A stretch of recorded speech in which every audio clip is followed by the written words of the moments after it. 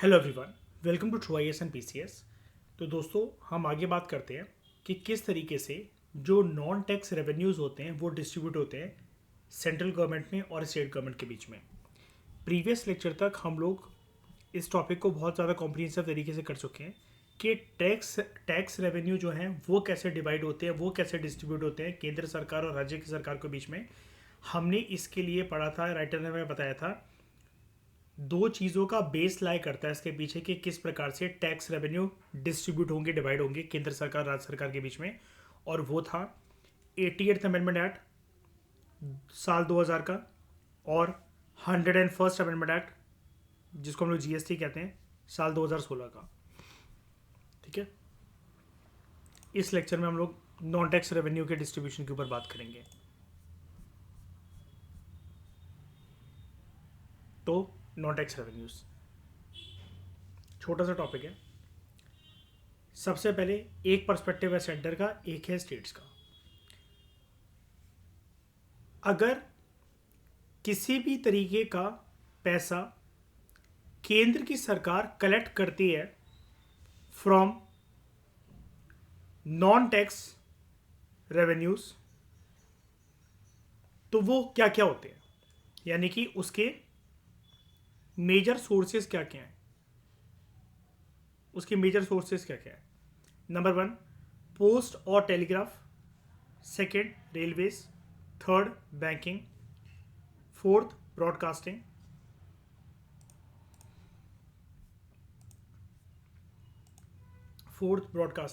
Fifth, coinage and currency. Six, central public sector enterprises, जिसको हम लोग सेंट्रल पीएसयूज भी बोल सकते हैं। पब्लिक सेक्टर यूनिट्स, जैसे आपकी ये जो कंपनीज होती हैं, सरकारी कंपनियां, public sector units. Bharat Heavy Electrical Limited, भेल, GAIL, SAIL, Gas Authority of India Limited, Steel Authority of India Limited, Oil India Corporation, Oil and Natural Gas Corporation, ये सारी। ठीक है, MTNL, महानगर टेलीफोन निगम लिमिटेड, इस तरीके की कंपनीज। ठीक है, फिर एस्टेट एंड लैब्स और कुछ दूसरी चीज़ें।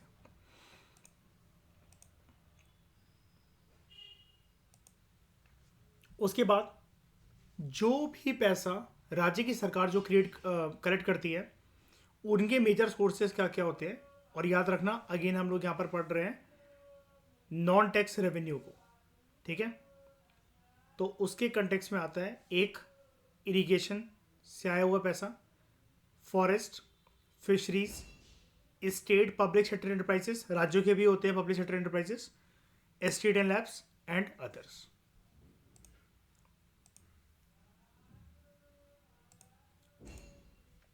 उसके बाद यहां पर तुम्हें पता लग गया कि किस तरीके से जो नॉन टैक्स रेवेन्यू है वो डिवाइड होते हैं। यहां पर डिवीजन आपको इस तरीके से नहीं बताई गई है कि केंद्र सरकार के पास अपना नॉन टैक्स रेवेन्यू का एक पैसा आ रहा है, वो वाला पैसा भी जो कि टैक्स का पार्ट ही नहीं है, नॉन टैक्स रेवेन्यू का पार्ट है, उससे कलेक्ट करा गया पैसा केंद्र की सरकार राज्य की सरकारों के बीच में बांटेगी। ऐसा नहीं है। यहां पर हमें संविधान में ये बताया गया है, राइटर हमें ये बता रहा है कि कुछ दायरे हैं जिन दायरों में, जिस कंटेक्स में सेंट्रल गवर्नमेंट पैसा कलेक्ट कर सकती है, स्टेट गवर्नमेंट भी पैसा कलेक्ट कर सकती है apart from tax revenue. There are certain categories which comes under non tax revenue. फिर हम बात करते हैं grants in aid to the states की। टैक्सों को शेयर करने के अलावा सेंट्रल स्टेट के बीच में संविधान जो है वो हमें एक चीज और बताता है कि there is a window that is available for states या फिर स्टेट गवर्नमेंट्स, जो कि होती है ग्रांट इन एड की फॉर्म में। क्या ग्रांट इन एड किसी प्रकार की, मैं इसको ऐसा कह सकता हूं, ग्रांट इन एड एक प्रकार से सेंट्रल गवर्नमेंट के द्वारा दी गई एक प्रकार से आर्थिक मदद है, फाइनेंशियल हेल्प है राज्य की सरकारों के लिए। हाँ या ना, कह सकता हूं मैं ऐसा?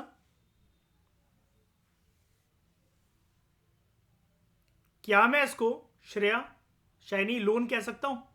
फाय का लोन कह सकता हूं इसको मैं, ग्रांट इन एड टर्म को? नहीं, ग्रांटी रेट लोन नहीं होता। लोन जो होता है उसमें कोई भी हो पार्टी, चाहे वो सरकारी पार्टी हो, प्राइवेट पार्टी हो, आपके मेरे जैसे लोग हो, लोन का मतलब ये होता है एक पर्सन के लिए झंझट जो है वो मोड़ लेना। क्यों? क्योंकि हमें प्रिंसिपल अमाउंट के साथ साथ इंटरेस्ट भी वापस करना पड़ेगा। तो वो किसी प्रकार से हेल्प नहीं होती अगर कोई लोन दे रहा है तो। ये लोन नहीं है, ये फाइनेंशियल हेल्प है। और जहां वर्ड आ गया हेल्प, वो लोन नहीं हो सकता।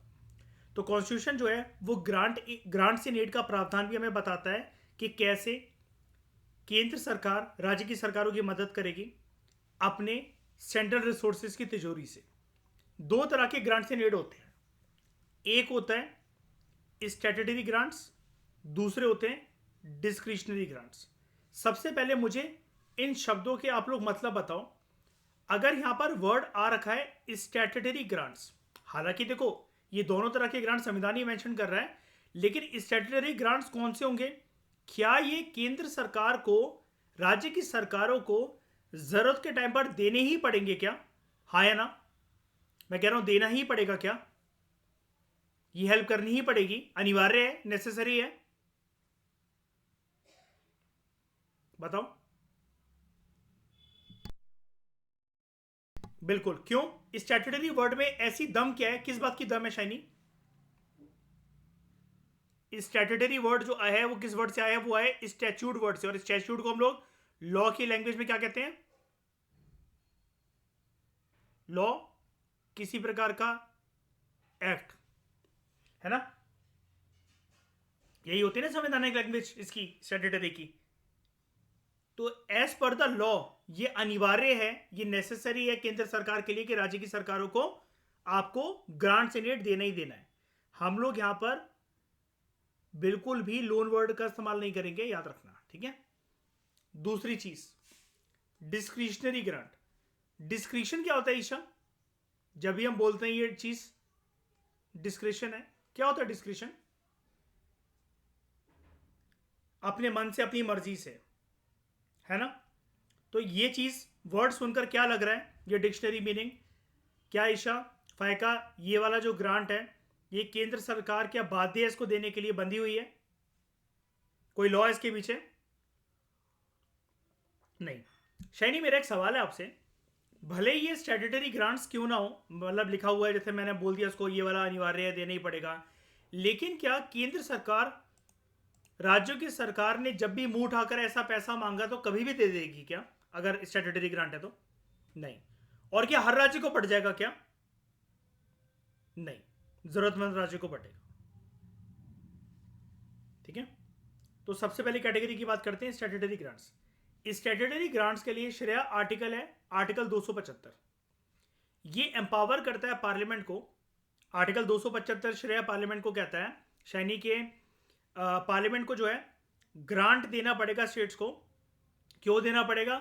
उसकी लैंग्वेज फाइका कुछ इस प्रकार से है संविधान में अंडर आर्टिकल 275, जो कि फाइनेंशियल असिस्टेंस की नीड में है। और ईशा कीवर्ड देखो, it is not to be given to every state, जो नीड में है फाइनेंशियल असिस्टेंस की। ठीक है निर्भय, क्लियर हो रहा है यहां तक बात? क्लियर? ऑल्सो डिफरेंट सम्स में B fix for different states. अलग अलग राज्यों के लिए अलग अलग अमाउंट जो है वो दिया जा सकता है। अब अलग अलग राज्यों के लिए अलग अलग अमाउंट क्यों? मुझे जरा ये मतलब बताना। Different sums of money for different states, ऐसा क्यों?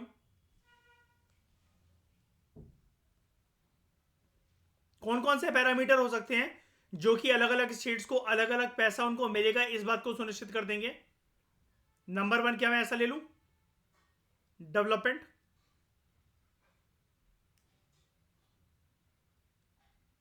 नंबर 2 ये कैटेगरी लिख दूं, natural calamities.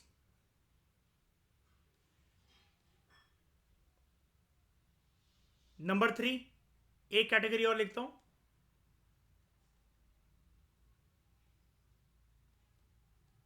Internal security.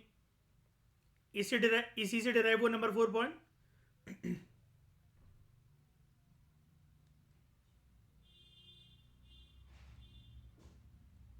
External threat.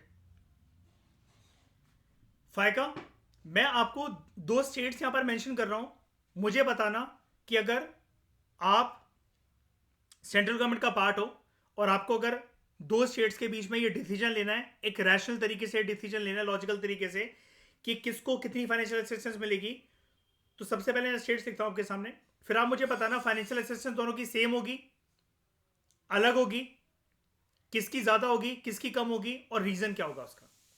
एक यहां पर मैं स्टेट लिखता हूं, मध्य प्रदेश। दूसरा मैं यहां पर लिख रहा हूं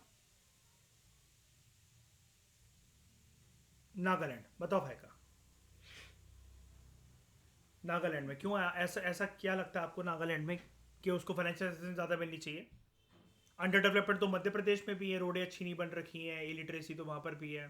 फिर आपने नागालैंड क्यों बोला? इन दो, मतलब चॉइस तो आपके पास दो ही है, मेरे मतलब जो मैंने आपको कंटेक्स्ट दिया है उसके अंतर्गत, लेकिन फिर भी आपकी चॉइस नागालैंड क्यों है? गुड।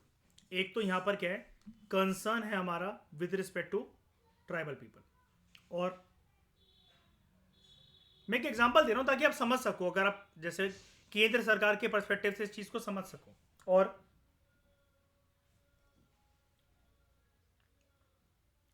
एजुकेशन मध्य प्रदेश के कंपैरिजन में एजुकेशन स्टैंडर्ड्स जो हैं वो कम है, ठीक है। और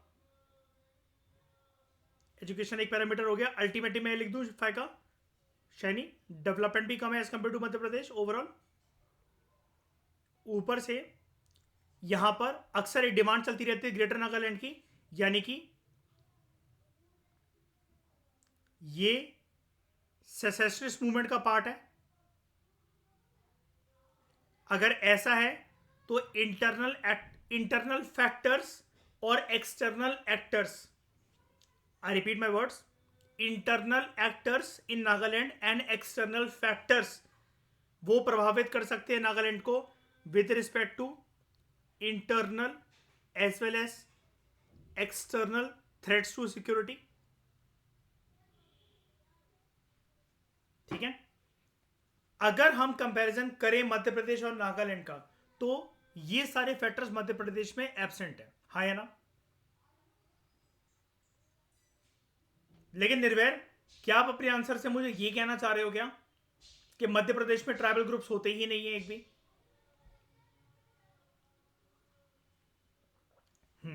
कम होते हैं।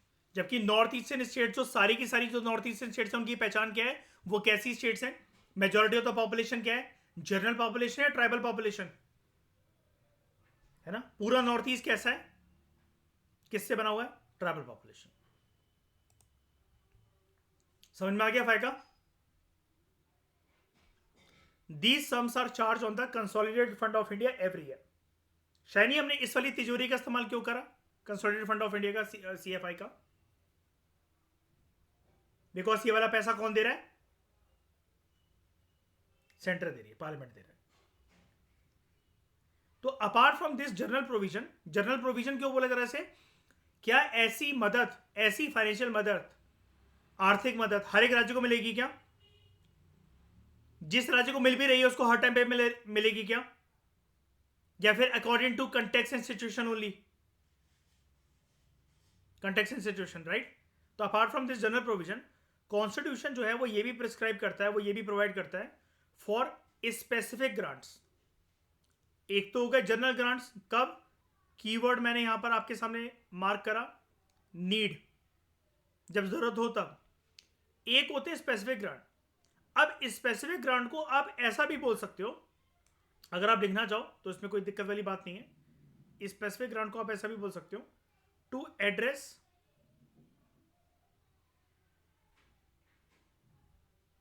स्पेसिफिक नीड, ठीक है। तो apart from this general provision, constitution also provides for specific grants, ताकि हम स्केड्यूल्ड ट्राइब्स का जो वेलफेयर है, अगर वो उस राज्य में पाए जाते हैं, उनका वेलफेयर प्रमोट कर सके। और अगर उनकी अच्छी खासी आबादी है, आबादी कम भी हो लेकिन अगर वो पिछड़े हुए हैं, ये देखा जाएगा। बात आबादी से मतलब नहीं है कि जब 15-20 हज़ार होंगे तभी हम उनका भला चाहेंगे, अगर 5-6 या 10-15 लोग ही हुए तो हम नहीं उनको, मतलब क्या कहते हैं, हम कंसर्न ही नहीं रखेंगे उनसे। ऐसा नहीं है, बात ये देखी जाएगी कि वो पिछड़े हुए कितने हैं। एक एग्जांपल देता हूं उसका रियल से।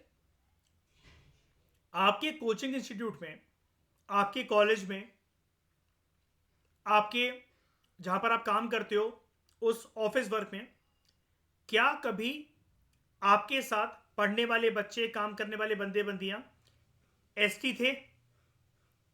आपके क्लास में, कॉलेज में, स्कूल में, वर्क प्लेस पर कभी एसटी थे ना? निर्वन नहीं मिलोगे, मैं एक जनरल कह रहा हूं, होते हैं कि नहीं होते हैं, कि उनके लिए अलग से स्कूल बनाया जाता है कि जंगलों में पढ़ाया जाएगा उनको? होते हैं, हमारे साथ बैठते हैं, खाते पीते हैं, सब कुछ होता है, स्पेशल रिजर्वेशन भी मिलती है, ठीक है, लेकिन मतलब वो हमारे जैसे ही हैं, पूरे खाना पीना और उनका पढ़ना लिखना, करियर बनाना, शहर आकर घर वगैरह उनका होना शहरों में, है ना? अब मुझे बताओ, जंगल में रहने वाले ऐसे आदिवासी जो पिछड़े हुए हैं, या फिर ऐसे स्केड्यूल ट्राइब के लोग जो कि हमारे साथ पढ़े हुए हैं, कॉलेज में, यूनिवर्सिटीज में, स्कूल्स में हमारे साथ जॉब करते हैं, ठीक है, और वो मेन स्ट्रीम सोसाइटी का पार्ट है, तो अगर सरकार को या संविधान के कंटेक्स्ट में अगर हम लोग कहें जो स्पेसिफिक ग्रांट है, तो वो कहाँ के स्केड्यूल ट्राइब के लोगों को मिलेंगे बताओ? जंगलों में रहने वाले या फिर मेन स्ट्रीम सोसाइटी के पार्ट वालों को? जंगलों में रहने वाले। अगर वो मेन स्ट्रीम सोसाइटी का पार्ट बन गए हैं श्रेया, अच्छी खासी उनकी इनकम है, अच्छा खासा उनका घर है, सारी फैसिलिटीज हैं, तब उनको क्या रिजर्वेशन का लाभ मिलेगा श्रेया? जस्ट ये कहने देने से कि वो शेड्यूल ट्राइब है, तो क्या उनको रिजर्वेशन का लाभ मिलेगा शैनी फाइका? नहीं मिलेगा। उसके लिए एक शब्द क्या होता है ईशा? वो कौन सी लेयर में आ जाएंगे? क्रीमी लेयर, ठीक है, तो वो उनको उसका फायदा नहीं मिलेगा, ठीक है, तो समझ गए ग्रांट है। स्पेसिफिक ग्रांट देखो ऐसा होता है कि जब नाम ही स्पेसिफिक है, तो जब तक उनका वेलफेयर सुनिश्चित ना हो जाए, है ना, या टाइम टू टाइम ना हो जाए, लेकिन इसके लिए कोई देखो स्पेसिफिक ग्रांट है, संविधान ने सरकार को बांध रखा होता है, अगर सरकार की एक्ट के अकॉर्डिंग है ये वाली चीज फायका कि उनको देना ही देना है, तो वो देंगे। अगर नहीं है तो ऐसा करते थे, कभी 5 साल का जो बजट है वो 1 साल मतलब इनकॉर्पोरेट कर दिया उनके लिए, हर साल कर दिया। कभी नीड अगर ज़्यादा है कि जो उनको ज़्यादा जल्दी से हमें उनकी प्रोग्रेस को, डेवलपमेंट को बूस्ट करना है, तो ज़्यादा ग्रांट दे दिया। वो सिचुएशन सर्कमस्टांसेस के अकॉर्डिंग होता है, क्योंकि आप खुद समझ सकते हो इतनी अच्छी भी नहीं होती हैं सरकारें के टाइम टू टाइम इनका वेलफेयर सुनिश्चित करें, है ना? वो करना पड़ता है क्योंकि पीछे से संविधान ने डंडा मारा हुआ है इनको, ठीक है। तो constitution also provides for specific grants, ताकि हम स्किल्ड ट्राइब का वेलफेयर जो है वो प्रमोट कर सकें एक पर्टिकुलर स्टेट में, या फिर हम लोग लेवल ऑफ एडमिनिस्ट्रेशन को रेज कर सकें स्केड्यूल्ड एरियाज के in a state including state of Assam,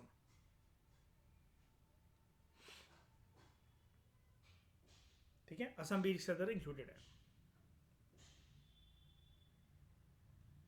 जो स्टैट्यूटरी ग्रांट्स जो मेंशन करी गई हैं संविधान में अंडर आर्टिकल 275, चाहे फिर वो जर्नल हो चाहे स्पेसिफिक हो, यानी कि आपको देखो एक चीज भी समझ में आ गई, ग्रांट्स इन स्टेट संविधान में जो लिखा हुआ है कि कैसे केंद्र की सरकार राज्य की सरकारों की मदद करेगी, उसके अंदर एक स्टैट्यूटरी ग्रांट्स है और एक डिस्क्रिशनरी ग्रांट्स है।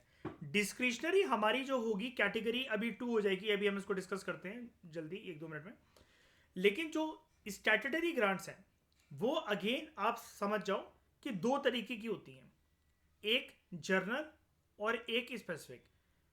इस चीज के ऊपर मैं इतना ज्यादा इंफोसाइज इसलिए कर रहा हूं, स्टैट्यूटरी ग्रांट के टॉपिक को पढ़ते हुए जब आप जर्नल ग्रांट वर्ड सुनो तो जर्नल से ऐसा मत समझ जाना कि ये भी डिस्क्रिशनरी है।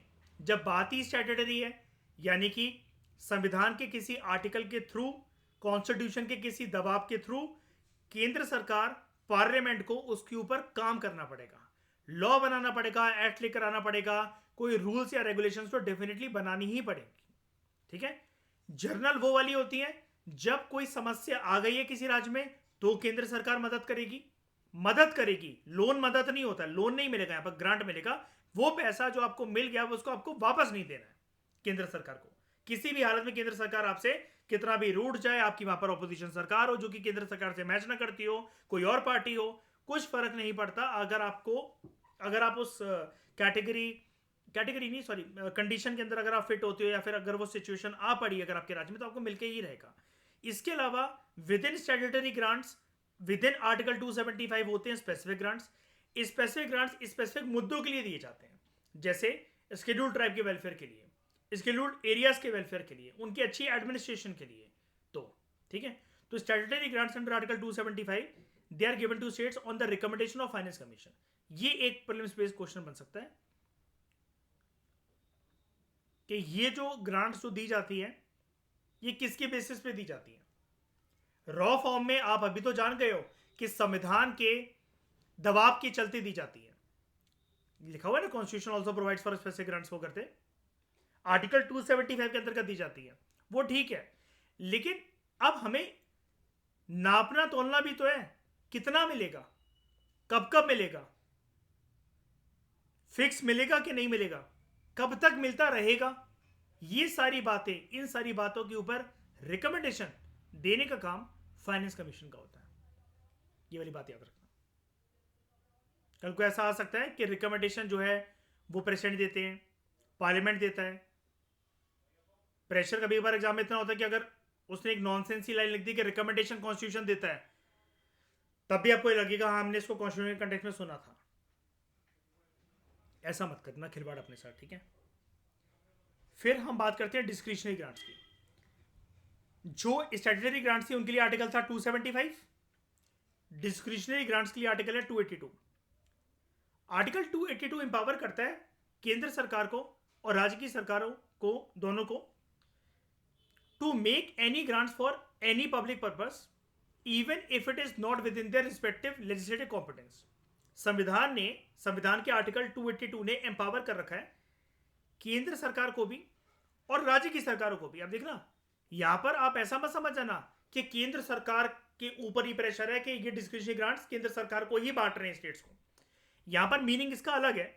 मीनिंग ये है कि जब केंद्र सरकार या राज्य की सरकारों को ठीक लगे कि हमें कुछ पैसा खर्च करना है किसी भी जनरल पब्लिक पर्पस के लिए, भले ही वो उनके लेजिस्लेटिव कॉम्पिटेंस का पार्ट नहीं है, मतलब उनके कानून मेकिंग की जो व्यवस्था है या फिर उनके ऊपर जो प्रेशर रहता है कि हमें इसी के ऊपर कानून बनाना है, इसी के ऊपर हम कानून बना सकते हैं, उसकी लक्ष्मण रेखा को तोड़कर, उसको लांघ कर आप और भी जो है काम करवा सकते हो, आप उसके लिए ग्रांट दे सकते हो। ऐसा संविधान ने एम्पावर कर रखा है, उसके आर्टिकल 282 ने एम्पावर कर रखा है केंद्र सरकार को भी, राज्य की सरकार को भी, कि अगर आपको लगे कोई एक designated specific good public purpose है, इससे जनता का भला होगा, एक दो का नहीं पूरी सोसाइटी का भला होगा, अम्यूजमेंट पार्क बनाना, ग्रेवयार्ड बनाना, ठीक है, या फिर हालांकि ये वाले काम लोकल गवर्नमेंट के होते हैं, मतलब एक, लेकिन मैं आपको एक बात बता रहा हूँ, अगर ऐसा कुछ भी करना है कि अगर आपको ऐसा लगता है कि कुछ पब्लिक पर्पस के लिए ऐसा कुछ करना चाहिए तो आप ही कर सकते हो। मैं एक छोटी सी बात कर देता हूँ,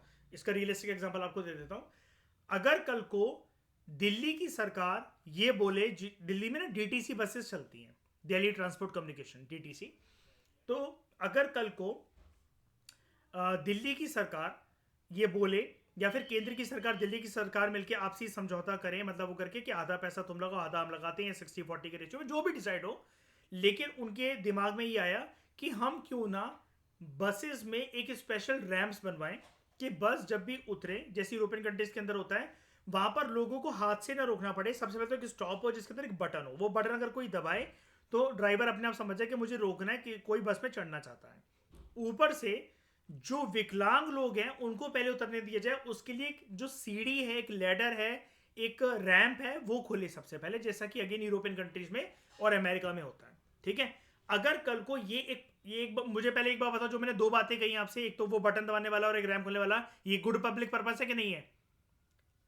ये नुकसानदायक है, पैसे की खर्ची है, बर्बादी है, या फिर ये अच्छी चीज है, अच्छी सोच है सरकार की? बताओ, अच्छी सोच है ना। तो अगर कल को ऐसा लगता है, भले ही इनके कानून के दायरे के अंदर नहीं, कि ये सब बनाने के लिए थोड़ी ना लॉ मेकिंग होता है, हमें कोई बांध थोड़ी ना देगा, ऐसे हमारे ऊपर कोई दबाव थोड़ी ना, प्रेशर थोड़ी ना, बिल्कुल नहीं है प्रेशर तो आपके ऊपर मेट्रो का, दिल्ली मेट्रो का जो पहला कोच आपने महिलाओं के लिए आरक्षित कर रखा है, उसके लिए भी नहीं था प्रेशर तो, लेकिन फिर भी वो आपने अच्छे पर्पज से करा कि नहीं करा?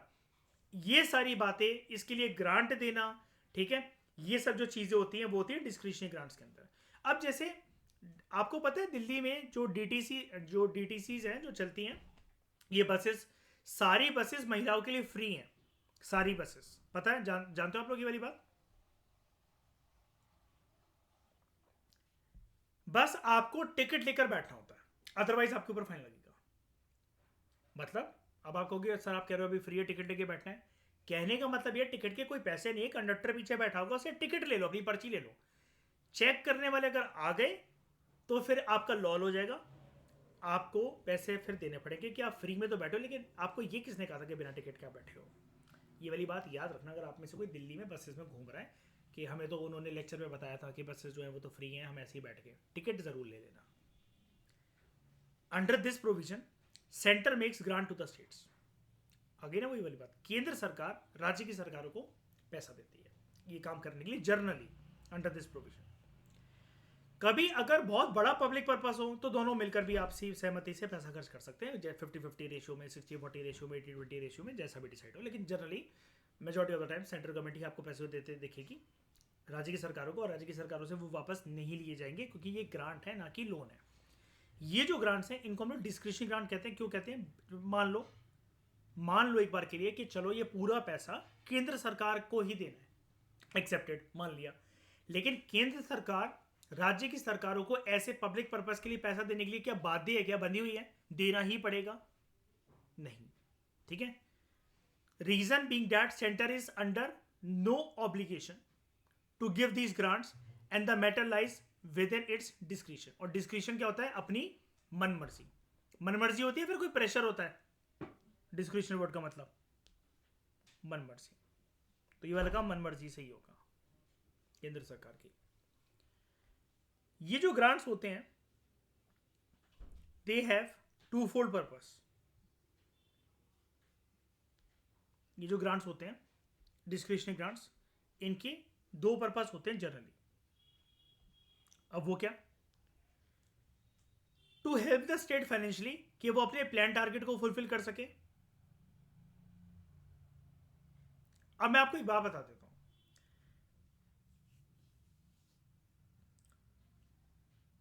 यहां पर लिखा हुआ है कि स्टेट को फाइनेंशियली हेल्प करना ताकि वो अपने प्लान टारगेट को फुलफिल कर सके।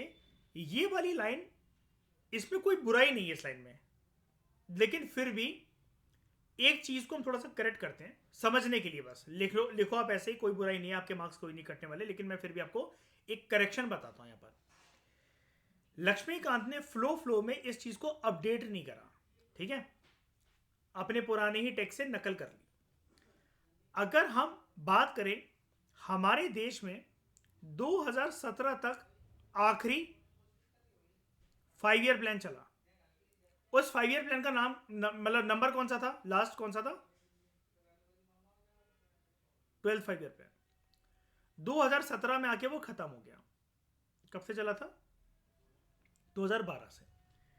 अब क्या होता है, उस टाइम पर प्लानिंग पीरियड के टाइम पर बड़े सारे मतलब केंद्र सरकार के भी राज्यों के भी प्लान टारगेट्स हुआ करते थे। लेकिन अब 5 ईयर प्लान तो चला गया, तो यानी कि अब प्लान टारगेट्स की जगह अगर आप ये वर्ड मेंशन करो तो ये ज्यादा अच्छा लगेगा, जिसको आप कह सकते हो बजटेड टारगेट्स। क्योंकि अगर आप यहां पर, अब क्या होता है, अब हमारे देश में 15-15 साल के प्लान होते हैं, जिसको हम लोग क्या कहते हैं? लॉन्ग ईयर के प्लान।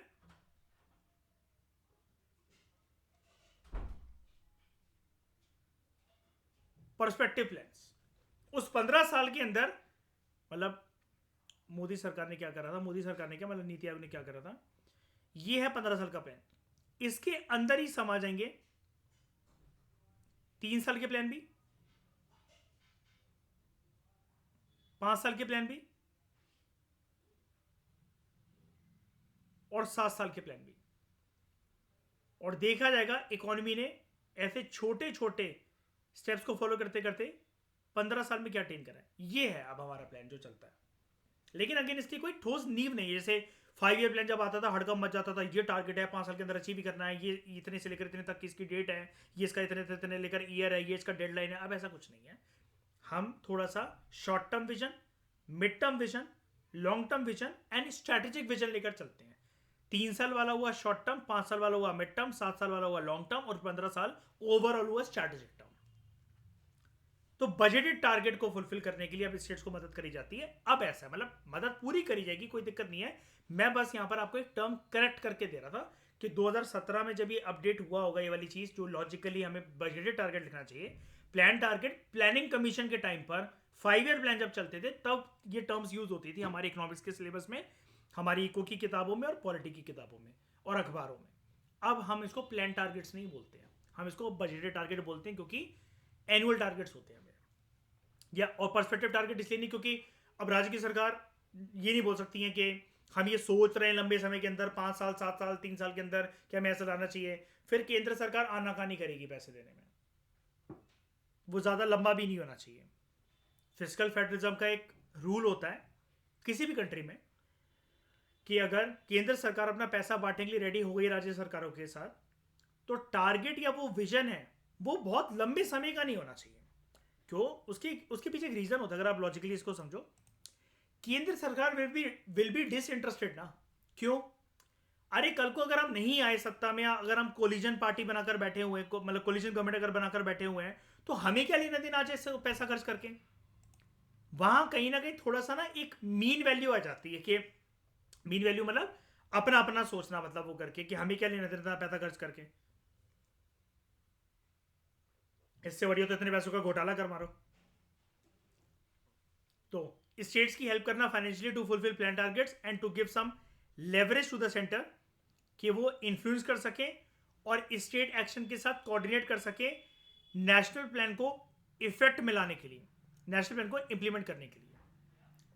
दूसरी जो उसकी लाइन है ना, जो दूसरा इसका टू फुल पर्पस है जो लिखा हुआ है, जो दूसरा पर्पस है, ये ज्यादा बेटर है। मतलब पहले वाला भी ठीक है, लेकिन पहले वाला जर्नल लिखा हुआ है, ये लाइन बहुत कमाल की है। सेंट्रल गवर्नमेंट को लेवरेज मिल जाती है इन्फ्लुएंस करने के लिए और स्टेट गवर्नमेंट के साथ कोऑर्डिनेट करने के लिए। अब वैसे तो राज्य की सरकारें मानेंगी नहीं, राज्य की सरकारों को केंद्र सरकार कुछ भी बोले उनका रोना छूट जाता है। हमारी स्टेट लिस्ट है, हमारे टॉपिक में से इंटरफेयर करिए सेंट्रल गवर्नमेंट, वैसी हमारे पास पावर नहीं होती है और ये और ज्यादा हमारे पावर के दायरे के अंदर घुसे चले आ रहे हैं। राज्य की सरकारें इसी बात पे हमेशा रोना गाना मचाए रहते हैं। लेकिन आप हमेशा किसी का मुंह जो है वो बंद करवाते हो जब आपने उसको पैसे पैसे देकर मदद कर रखी है, और वो लोन की फॉर्म में पैसा नहीं है, एक मदद की फॉर्म में पैसा है जिसको आप ये आश्वासन दे रहे हो कि हमें वापस नहीं चाहिए। लेकिन कहां और कैसे फिर यूटिलाइज करना है, क्योंकि पैसा आपका है, तो फिर आप सामने वाले को बताओगे भी, और सामने वाले को चुप्पी साध कर उस बात को सुनना पड़ेगा, मानना पड़ेगा, टेबल पे बैठ के बात करनी पड़ेगी। सेम यहां पर नेचर राज्य की सरकारों का हो जाता है कि अगर पैसा मिल रहा है तो अपना मुंह बंद करके, अपनी चोंच बंद करके वो पैसा रख लो। लेकिन केंद्र सरकार जिस हिसाब से वो पैसे को खर्च करवाना चाहती है वो भी तुम्हें मानना पड़ेगा, क्योंकि ये फ्री का पैसा है जो कि तुम्हें वापस भी नहीं करना है। ठीक है? तो राज्य की सरकारों को इसके थ्रू एक सिग्नल दिया जाता है डेट हमारे साथ कोऑर्डिनेट करके चलो। ठीक है? डोंट बी अ हरामखोर। अदर ग्रांट्स, कॉन्स्टिट्यूशन जो है it also provides for a third type of grants in aid, लेकिन ये होता है एक टेम्पररी पीरियड के लिए, जिसकी कैटेगरी को हम लोग एक नाम देते हैं अदर ग्रांट्स। ये होता टेम्पररी पीरियड के लिए। ठीक है? और ये थर्ड टाइप का ग्रांट इन एड होता है, ये वाली बात याद रखना। बहुत सारे स्टूडेंट्स इस चीज को जानते नहीं है। डिस्क्रिशनरी और स्टैट्यूटरी उनको याद हो जाते हैं, इसको कैजुअल कैजुअल रीडिंग में निकाल देते हैं। ये ऐसे मजे के लिए नहीं लिखा हुआ है, इसका कोई पर्पस है कि third type of grant in aids, और कीवर्ड इसके अंदर ये टेम्पररी पीरियड के लिए। तो a provision was made for grants in lieu of export duties on jute and jute products to the state of Assam. मतलब अब देखो स्पेसिफिक यहां पर राज्यों की बात और उनकी एक्टिविटीज की बात कर रहे हैं कि एक्सपोर्ट ड्यूटीज जूट और जूट प्रोडक्ट्स के ऊपर जो लगती हैं to the states of Assam, Bihar, Orissa और वेस्ट बंगाल, ये जो ग्रांट्स हैं they were to be given for a period of 10 years from the commencement of the constitution. ठीक है? अब कमेंसमेंट ऑफ द कॉन्स्टिट्यूशन की ईयर क्या होता है? 1950, और वहां से 10 साल कितने हो गए? 60 तक। These sums were charge on the consolidated fund of India, और ये इन राज्यों को दिए जाने थे on the recommendation of finance commission. उसके बाद कुछ ऐसा प्रावधान आ सकता है कि हम तुम्हें ग्रांट दे देंगे टेम्पररी पीरियड के लिए, लेकिन वो देखना पड़ेगा, कॉन्स्टिट्यूशन में लिखा नहीं हुआ है। क्योंकि इसलिए नहीं लिखा हुआ है, अरे वो टेम्पररी पीरियड में जब सिचुएशन अराइज हो, मतलब सॉरी, जब सिचुएशन अराइज होगी तभी तो वो टेम्पररी पीरियड बनेगा। संविधान पहले से ही कैसे लिख दे उस सिचुएशन को, वो सिचुएशन दरवाजे पे आनी तो पहले देश के। जैसे इसका बेस्ट एग्जांपल मैं आपको अगर ये दूं, ये तो बहुत पुराना जमाना हो गया, हम लोग तो यहाँ पर पैदा भी नहीं हुए थे, हम तो जानते भी नहीं है। हम उस टाइम की बात करते हैं जहां पर हम सबकी मेमोरी फ्रेश है। जीएसटी, जीएसटी के अंतर्गत एक आश्वासन याद है आप लोगों को? मतलब एक कनेक्शन के लिए मैं बता रहा हूँ, जीएसटी वैसे यहाँ पर ग्रांट्स की फॉर्म में, अभी यहाँ पर क्योंकि हम लोग नॉन टैक्स रेवेन्यू के कंटेक्स्ट में इसको पढ़ रहे थे ना, और फिर हम ग्रांट एंड एड की बात कर रहे हैं, तो यहाँ पर अभी इफेक्ट नहीं होगा। लेकिन एक बात बता रहा हूँ, जब ग्रांट्स की बात चली रही है तो जीएसटी के अंतर्गत एक वो आश्वासन याद है आपको, जब राज्य की सरकार मान नहीं रही थी कि हमें जीएसटी को इंप्लीमेंट करना है, वो करना है, तो केंद्र सरकार ने उनको एक विश्वास दिलाया था कि 5 साल तक किसी भी प्रकार का अगर कोई लॉस होता है, ठीक है, तो हम आपको उतना, जितना लॉस आपने हमें बताया कि इतना, जब इंडायरेक्ट टैक्सेस चलते थे तो हमें इतनी कमाई हो जाती थी, लेकिन इससे कम कमाई हो रही है, उतनी भरपाई हम आपको करके दे देंगे। ठीक है, तो वो भी एक प्रकार का ग्रांट है। तो वो सिचुएशन के हिसाब से हुआ ना, समझ गए? क्लियर है ये वाली चीज आप लोगों को?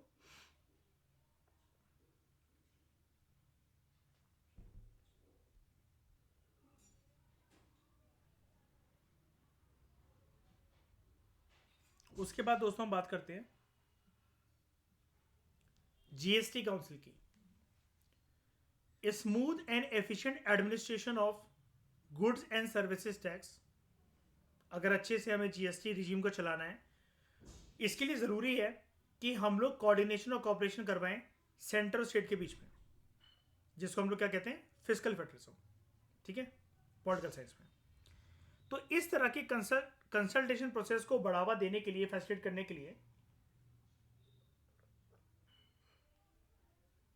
हम लोगों ने संविधान को अमेंड करा था थ्रू 101st अमेंडमेंट एक्ट, और उसने goods and services tax regime को इंट्रोड्यूस करा था। प्लस जीएसटी के ऊपर जो सभी डिसीजन लिए जाएंगे, इसी अमेंडमेंट एक्ट के थ्रू एक बॉडी के गठन की भी बात करी गई थी, जिसका नाम होता है जीएसटी काउंसिल।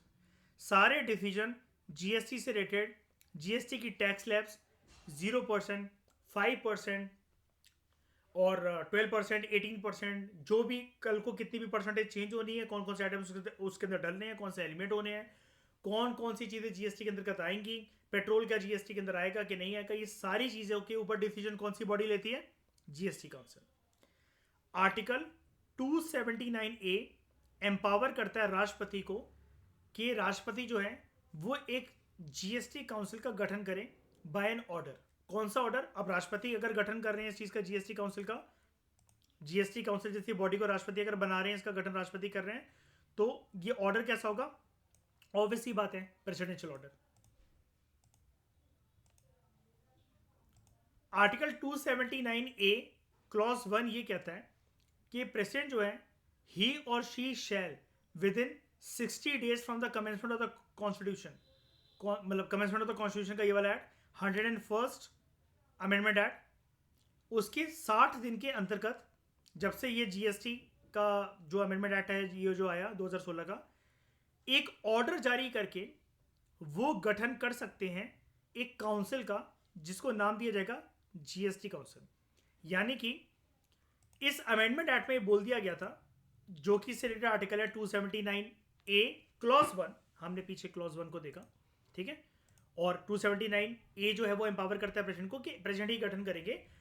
279A क्लॉज 1 थोड़ा सा ज़्यादा डिटेल में हमें क्लैरिटी के साथ बता देता है कि इसमें यह बोला गया था कि जब से जीएसटी लागू होना शुरू होगा, कमेंस होना शुरू होगा, उसके 60 दिन के कार्यकाल के अंदर एक बॉडी का गठन कर दिया जाए राष्ट्रपति जी के द्वारा, ताकि गुड्स एंड सर्विसेज टैक्स से रिलेटेड, जीएसटी से रिलेटेड जो भी मामले हैं, टैक्स स्लैब्स हैं, परसेंटेज हैं, कौन से आइटम को ऐड करना है, कौन से आइटम्स को डिलीट करना है, ठीक है, ये सारी चीजों के डिसीजन एक बॉडी ले सके जीएसटी काउंसिल के नाम से, जिसका गठन होगा, गठन करेंगे राष्ट्रपति। कैसे करेंगे? Through presidential order.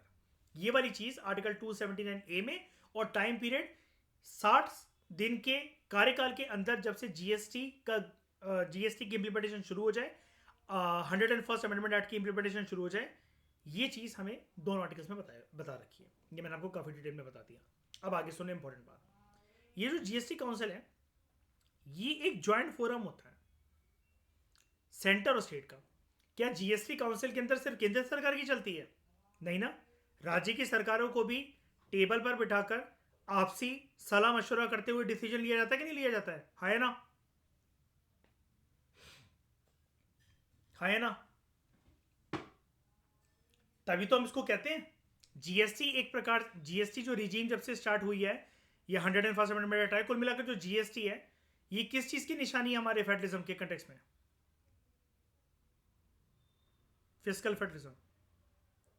और जब हम फेडरलिज्म वर्ड यूज करते हैं, फिजिकल वर्ड को भले एक बार के लिए आप जाने दो भाड़ में, फेडरलिज्म वर्ड के अंदर सिर्फ एक तरह की सरकार की चलती है क्या? नहीं। तो it is required to make recommendations to the centre and the states on the following matters. तो जीएसटी काउंसिल जो है वो कैसे रिकमेंडेशंस देता है, किस प्रकार की रिकमेंडेशन देता है केंद्र सरकार को, राज्य की सरकारों को? तो मैटर्स आपके सामने, टैक्स के ऊपर, सेस के ऊपर, सरचार्ज के ऊपर, जो कि लिवाय करे टैक्स, सेस या सरचार्ज सेंटर या स्टेट या लोकल बॉडीज जिनकी जिनकी मर्जिंग हो गई थी जीएसटी के अंदर। गुड्स एंड सर्विसेज जिनके ऊपर जीएसटी लग सकता है या वो एग्जाम्प्ट हो सकते हैं उससे। अभी मैंने आपको बताया आइटम्स को, कौन कौन से आइटम्स को, सर्विसेज को ऐड करा जाएगा, किसको डिलीट करा जाएगा। मॉडल जीएसटी लॉज कैसे होंगे?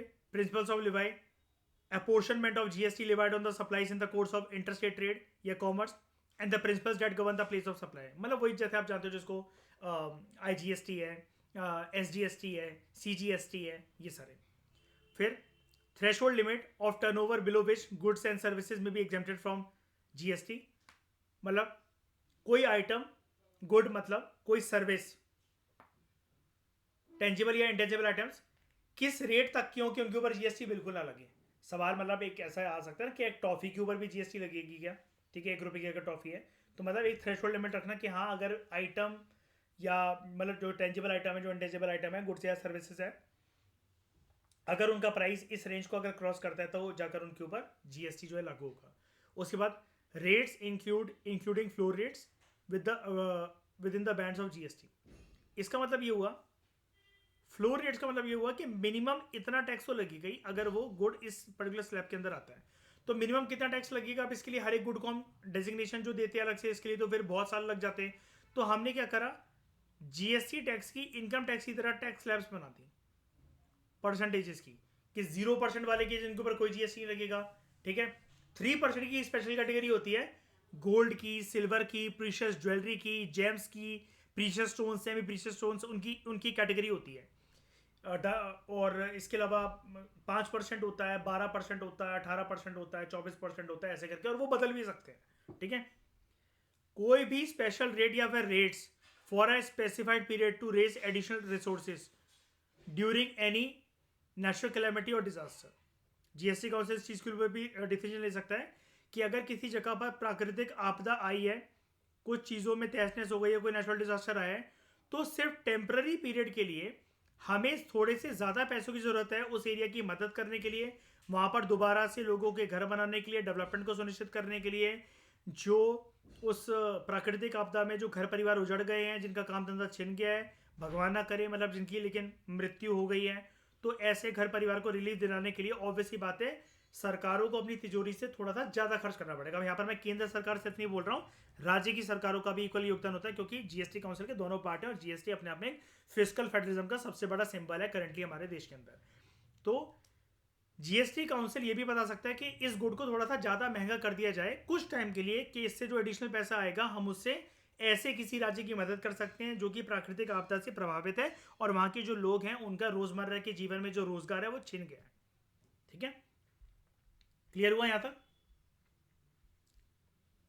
फिर हम बात करते हैं फाइनेंस कमीशन के कंटेक्स्ट में। हम अक्सर इस चैप्टर में बार बार देख रहे थे, ज्यादातर कंटेक्स्ट में जब केंद्र सरकार को अपना पैसा राज्य की सरकार के साथ बैठना है, बांटना है, और क्या कहते हैं, किसी किसी मुद्दों में बैठकर सलाह मशवरा करना है, तो ये जो काम है कि चलो सलाह मशवरा हो गया, पैसे को बांटेंगे, केंद्र की सरकार मान गई, लेकिन पैसा कितना बटेगा, कब बटेगा, कितने महीनों के बाद मिलेगा? क्या ये जब महंगाइयां बढ़ेंगी सालों, मतलब हमारे देश में कुछ सालों में 1-2 साल में अगर एकदम से इन्फ्लेशन बढ़ गई या डिफ्लेशन हो गई, तब क्या ये चेंज होगा कि नहीं होगा? होगा तो क्या गारंटी है कि केंद्र सरकार उस बात को मानेगी?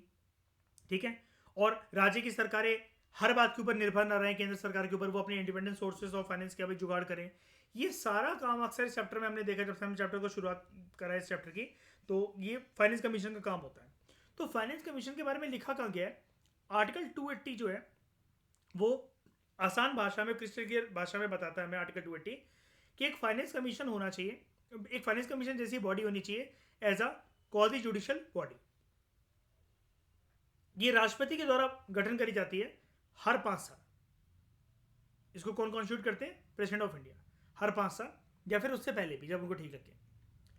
तो फाइनेंस कमीशन जो है, it is required to make recommendation to the president on the following matters. किस किस मैटर पर? कि कैसे जो केंद्र सरकार के पास जो टैक्स प्रोसीड्स आए हैं वो कैसे बंटने चाहिए केंद्र सरकार और राज्य सरकार के बीच में, and the allocation between the states, the respective shares of such proceeds, कैसे राज्यों की सरकारों के पास पैसा बटेगा।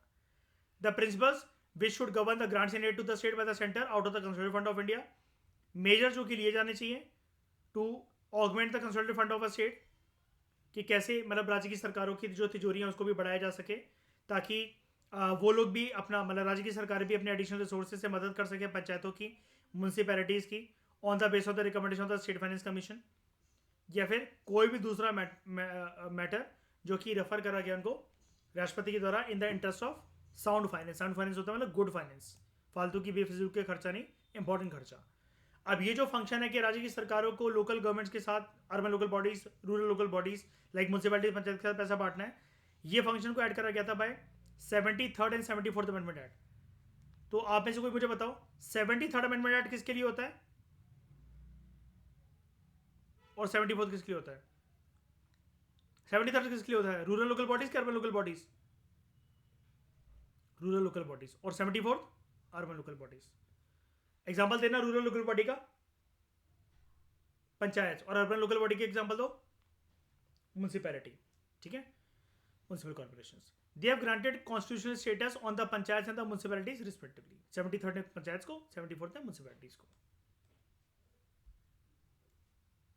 1960 तक the commission also suggested the amounts paid to the states of, मतलब फाइनेंस कमीशन ये भी बताती है कि इतना अमाउंट मिलना चाहिए असम को, बिहार को, उड़ीसा को, पश्चिम बंगाल को, इन view of assignment of any share of the net proceeds in each year of export duty on the jute and jute products. मतलब अगर इन राज्यों से हमारे देश से बाहर जूट एक्सपोर्ट हो रहा है, उसका जो रेवेन्यू प्राप्त हो रहा है तो वो सेंट्रल गवर्नमेंट के हाथ में पूरा पूरा क्यों जाए, क्योंकि अल्टीमेटली उस जूट को, जूट प्रोडक्ट्स को बनाने वाली और जूट को उगाने वाली, तो जो उसका उगाने का जो क्रेडिट है वो तो इन राज्यों को है ना। तो फाइनेंस कमीशन इसके ऊपर भी टाइम टू टाइम नहीं सॉरी 1960 तक रिकमेंडेशन देता हुआ आया है। ठीक है, अब क्या होता है कि ओवरऑल पैसा जो है वो बढ़ जाता है। मतलब ये वाली चीज़ अब रोक क्यों दी गई, आपको लगा होगा कि यार ये ऐसा क्यों कि 1960 में ही मतलब वो दिया था। एक तो देखो केंद्र सरकार के ऊपर ऐसी कोई बंदिशें नहीं है, वो इसलिए नहीं है दोस्तों क्योंकि ये वाली चीज़ वैसे भी बोली गई थी कि जब से कॉन्स्टिट्यूशन कमेंस, मतलब जब कॉन्स्टिट्यूशन कमेंस हो रहा है जब से लेकर 10 साल तक का, मतलब ये केंद्र सरकार को ये वाला काम करना है। ठीक है, कि उनको ये जो है पैसा वगैरह ये बांटना है अगर इन राज्यों के साथ जो कि जूट को एक्सपोर्ट करते हैं। लेकिन इसके कंटेक्स्ट में एक बात और है, आप खुद सोच के देखो, उस टाइम पर सर्कमस्टेंसेस सिचुएशन दोस्तों अलग थी हमारे देश की। ऐसे तो शायनी फिर हर एक राज्य नहीं कहने लगेगा कि ये आइटम जो है हमारे राज्य से जो प्रोड्यूस होता है और हम इसको एक्सपोर्ट करते हैं। जीआई टैग के अंदर आने वाले ऐसे तो कोई भी स्टेट नहीं बचेगी, फिर सारा का सारा पैसा ऐसे हम कैसे बांटेंगे? तो अब जब ओवरऑल बट ही रहा है, ठीक है, केंद्र सरकार और राज्य सरकारों के बीच में जो पैसा अच्छे से बट ही रहा है, केंद्र सरकार इतनी सारी तरीके की मदद कर रही है, तो इतने पेरोकियल आइडेंटिटी से या नैरो माइंडेडनेस के साथ क्यों देखना कि हम जूट एक्सपोर्ट करते हैं? तो भाई जूट एक्सपोर्ट करने की वजह से तुम्हारे कोई जीडीपी पे बहुत भारी भरकम कोई मतलब शूट कर जाना जीडीपी का, या गिर जाना अगर तुम एक्सपोर्ट करना बंद कर दोगे, तो ऐसा नहीं है। ऐसे तो हर एक राज्य के फिर ऐसे अनगिनत प्रोडक्ट्स हैं। ये इसके पीछे रैशनल था, जिसकी वजह से ये वाली बात जो कमीशन जो है रिकमेंडेशन देती हुई आई है, या केंद्र सरकार को बोला गया कि इन राज्यों के द्वारा, असम, बिहार, वेस्ट बंगाल और उड़ीसा के द्वारा कि आप जो है हम जो जूट बेचते हैं, हम जो प्रोड्यूस करते हैं और आप जो उसको, या जूट और जूट प्रोडक्ट्स को, और आप जो उसको एक्सपोर्ट करते हो बाहर, जो उससे रेवेन्यू आता है, जो जीडीपी का पार्ट बनता है, उसको हमारे साथ बांटो। तो वो चीज़ अब रैशनल नहीं है, लॉजिकल नहीं है। तब परिस्थिति अलग थी। अब इंडस्ट्रियलाइजेशन के ज़माने में इतनी इंडस्ट्रीज, इतने राज्यों के इतने ज़्यादा कॉन्ट्रीब्यूशन है, सब कुछ है, हम वो नहीं कर सकते कि हर एक राज्य की स्पेशल नीड को मतलब वो करके कि ये पैसा तुमको इस चीज़ का मिले, ठीक है। कॉन्स्टिट्यूशन जो है, it also envisages the finance commission as the balancing wheel of physical federalism India. संविधान हमारा खुद फाइनेंस कमीशन को इस प्रकार से देखता है कि एक बैलेंसिंग व्हील है, ये एक बैलेंस पहिया है हमारे देश में फिजिकल फेडरलिज्म का, कि कैसे केंद्र सरकार और राज्य सरकारों के बीच में जो पैसा है वो एक प्रॉपर तरीके से डिवाइड हो, डिस्ट्रीब्यूट हो, ठीक है। इस डिस्कशन में दोस्तों फिलहाल इतना ही। Thank you very much for discussion.